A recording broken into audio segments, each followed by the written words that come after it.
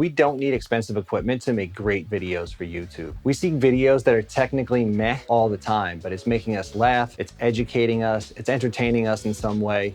What's in it for me is all the viewer really cares about. In this video, we're gonna make a video using only a phone like my iPhone 14 Pro and some free software. There's a few options and we'll go over those when it's time. By the way, I'm Brian Scully, a corporate videographer and documentary filmmaker. I've been working with creators and as a creator for over 20 years. I believe we can all be creators. We're just not taught the tools and the mindset it takes to create engaging content. Like I said, we see bad video all the time, or technically bad video at least. Back in the 90s, there was this whole indie film movement, and the filmmakers were making their movies on like glorified camcorders. There's even some big YouTubers that just make like really standard looking videos. They're nothing special. A lot of them might even be filmed on their phones. If you think about it, most of the viral videos we've seen, they're not even professional videos, but it's the content of the video. It's the funny thing that happens that everybody connects around. No video ever goes viral because they're like, wow, this video was shot on a $30,000 camera. So the theme of this video is to do this for free using things that most of us have, like a smartphone. But there's definitely a few cheap accessories that you could get that would make this process so much easier. So we're gonna have a little bonus section at the end where I go over a few things that really are like under 50 bucks that will just make this process so much smoother on you. And honestly, when you're just getting started with this, it's such a frustrating, overwhelming process. The smoother you can make it, the more you're gonna enjoy it and the longer you're gonna stick it out. I mean, I've been a professional videographer for almost a decade now, and it's extremely frustrating. I've had to kind of like pare back my process on it. So we're just gonna stick with the basics. We're gonna do this as easy as possible so that you can get your first YouTube video done and uploaded, and then you can start figuring out all the fancy tricks. Okay, let's talk about the equipment that we're gonna need. First and foremost, a modern smartphone, something that can at least shoot HD. Most of the phones that were released, I guess in the past probably 10 years, can do 4K video too. We're not gonna worry about that too much right now. We're just gonna get you set up and get you going so that you can record a video. The next thing we're gonna need is a window. Windows are great sources of natural light, and natural light is kind of a little secret that professionals use all the time instead of expensive light setups. If you know how to use natural light properly, you can make anything look professional. Of course, we're gonna need a computer, and then we're gonna use some free editing software. So if you have a Mac, a lot of you are probably familiar with iMovie, that comes pre-installed. If you have a PC, nothing comes pre-installed, but Microsoft does have a program called Clipchamp. I'm not sure if I would really recommend it. I haven't used it before and I've read some mixed reviews on it. What I'm gonna be using is Adobe Premiere Rush, which is their free version of Premiere Pro, which is a standard video editing software that I use in my work and most other video professionals use as well.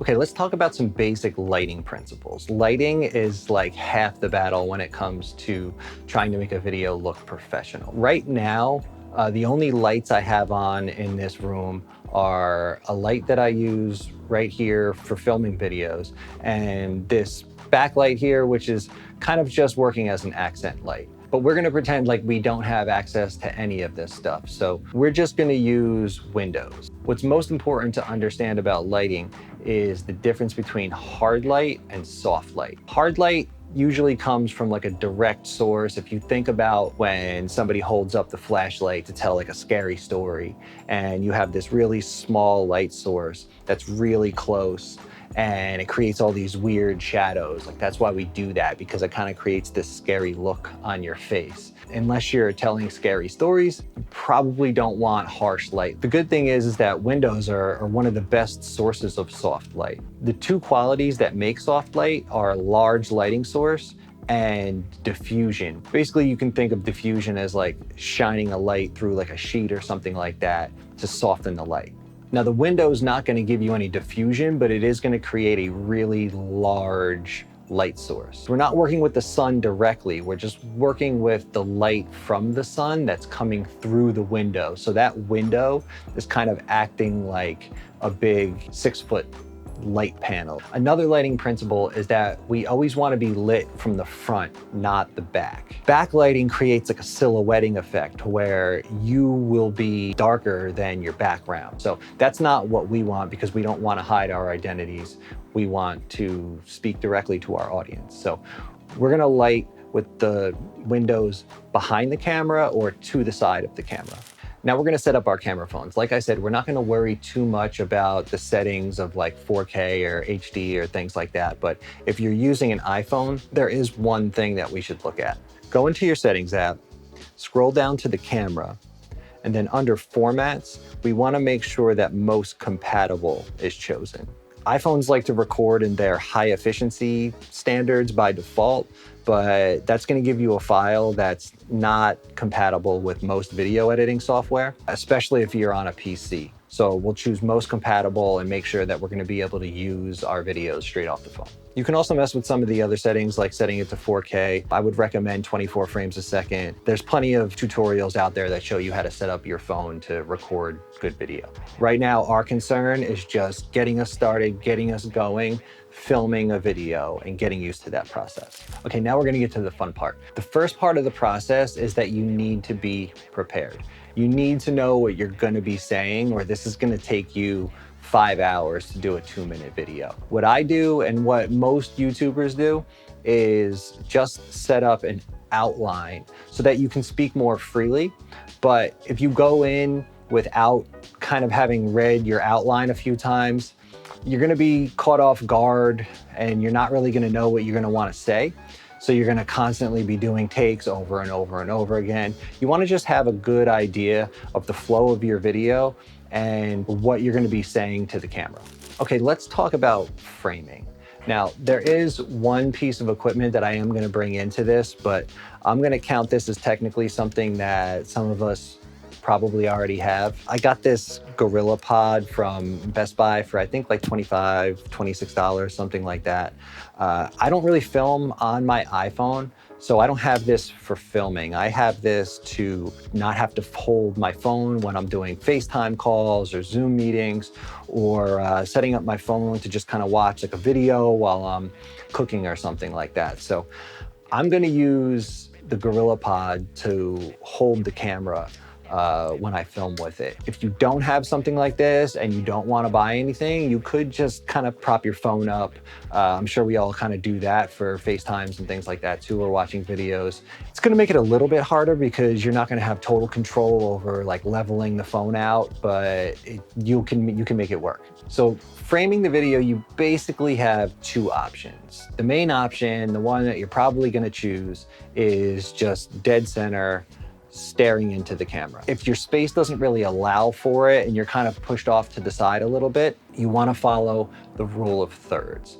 You can think about the rule of thirds like splitting the screen into thirds. So if you imagine vertical lines here and horizontal lines here, splitting it into 3 sections, these lines are the guidelines for the rule of thirds. So if you're going to be sitting to the left or the right, you still on YouTube want to be looking into the camera. It'd be awkward if you were looking like off camera, like as if you were doing an interview. You still want to be looking into the camera, but you're going to want to be positioned roughly along one of these rule of thirds lines. And it's really just kind of like an aesthetic standard that helps kind of like guide us to just know how to set up a good looking shot that is not going to be awkward for the audience. Now, no matter which way you frame yourself, you want to make sure that you have just a little bit of headroom. Not too much. You don't want to be like all the way down here, but you also don't want the screen cutting off the top of your head. So your first instinct when you're recording might be to do each take in a separate clip, hitting start and then hitting stop every time you do it, or every time you kind of like have a bad take. What you're gonna find, especially if you're filming by yourself, is that it gets really tedious to go back and forth, hitting start and stop and start and stop. And then you just end up having all of these different clips. And if you're not properly documenting it like you would on a film shoot, you're not gonna know which clip is good and which clip is bad. So what most people do is just hit record, let it roll, and they run through their full script. That's what I'm doing now. And a good thing to do is develop a system that will let you know in editing where your good and your bad takes are. Most people do a clap. So after every bad take, you would do a clap. It's gonna let us know where our bad takes are, so we know where to make our cuts, because we're gonna see that spike from the clap.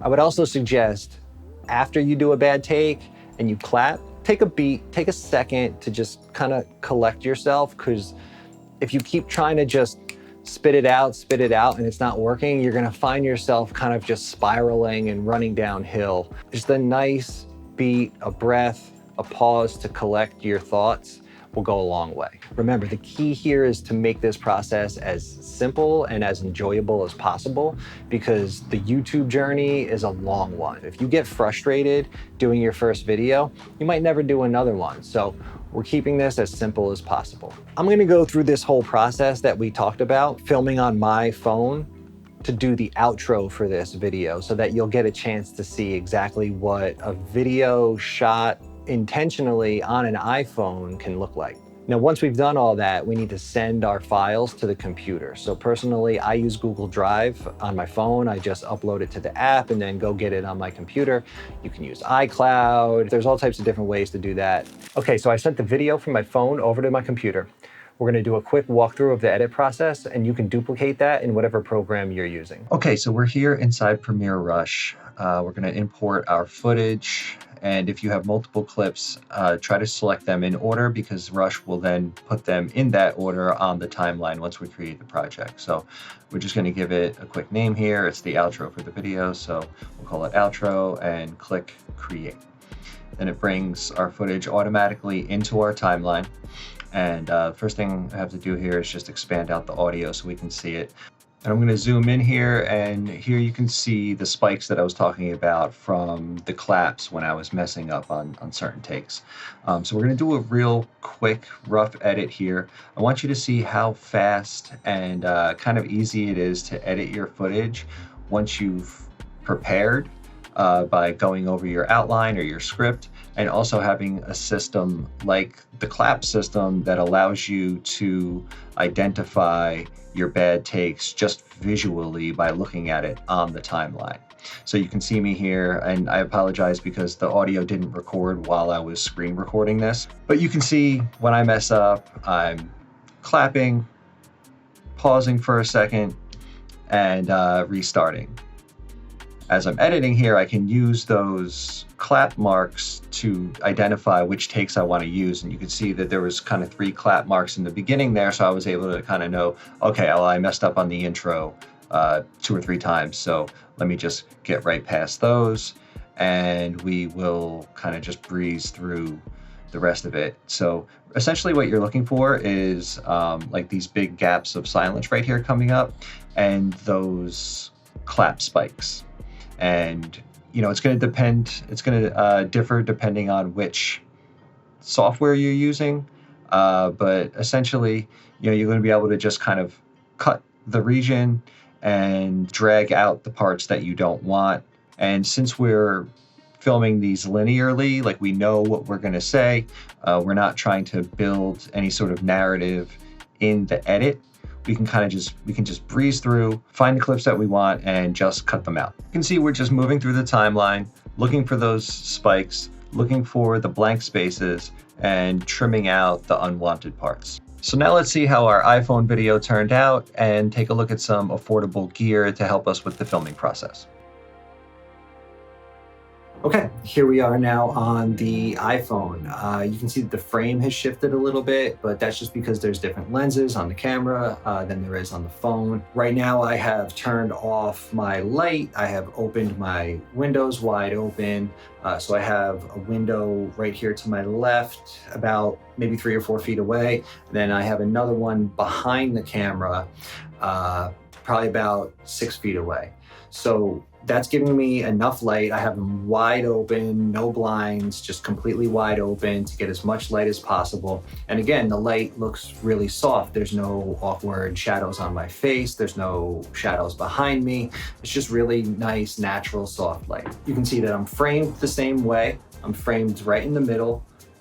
looking directly into the camera. This is kind of the trickiest thing, maybe the master with filming in selfie mode, is that it's really tempting to look at yourself in the screen. Like right now, I'm looking at myself in the screen, and even I can see that my eyes are shifting off the camera. You want to look towards the top of your phone where the camera is. Mine has a little green dot there that shows me I'm recording, so I kind of use that as a target to just kind of look at that light, and it gives me something to look at.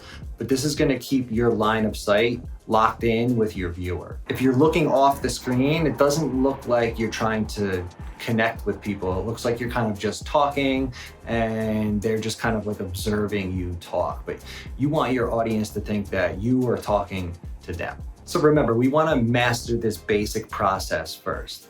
I'm a professional videographer, and even for me, this process gets really frustrating. So you want to get the basics down first. Try not to do anything fancy. Just open your windows, set up your phone, press record, say what you got to say. Then you can start learning all the fancy editing tricks and like things to keep your pacing good for YouTube. That stuff can all come later. Okay, as promised, let's talk about some really cheap tools that we can add on to our phones to make this process a lot easier on us. So we've already talked about the tripod. Like I said, mine was like 25, 30 bucks, something like that. It's like the brand name GorillaPod. You can get them on Amazon for like 10 or 12 bucks. And some of them even, I bought one time that came with this little remote so that I didn't have to lean over and record on the phone. I could just press record on the remote and it connects through Bluetooth. So I'll link to a few of those down in the description. If you wanted to record on the more high quality rear cameras as opposed to the front facing selfie camera, like we said, that gets kind of difficult because you can't see the screen once you flip the phone around. So there's this really cool thing. It's really cheap. I think it's like 20 bucks or something like that. It attaches to your phone and it's just a mirror. So you can see the screen on your phone as you're framing yourself. You could also have a friend help you with that. You could, if you have a mirror laying around the house, you could just put it behind your phone. But I'm also going to link to that in the description. These links will be affiliate links. So if you do buy anything from it, I will get like a small portion of it. Some other cheap things you can get are lights. Now, lights really range in price. You can get really, really cheap ones. You can get lights that go up to like thousands of dollars.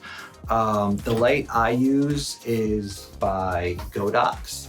It's the ES42. As I said, we want really soft light. So this is a big panel. You can't even really tell this is a light, and this white panel is just the diffusion. I think this cost me about 130 bucks. It comes with this pole and it has a mount down here that you can actually mount it to your desk if you're recording YouTube videos that way. So like I said, this is 130 bucks. It's not the cheapest thing, but there are definitely cheap lights out there. I will put some of those in the description too. The last thing you might want is a microphone. So you can get mics that they prop right on your phone. They plug in through whatever connector you have, like a Lightning or the mini USB. I would recommend the Rode VideoMic Me. It plugs right into the Lightning port on your iPhone and will greatly increase the quality of your audio. I use the original Rode VideoMic as my on-camera mic in my professional rig. Rode is a trusted name. They've been around forever, and you can get the VideoMic Me for about 80 bucks. So under 100 bucks for a good microphone really is pretty cheap, to be honest with you. I hope you enjoyed the first video on my channel. I'm going to be covering the mindset and tactics that empower us all to become creators and find the freedom that we're looking for. I'll see you next time.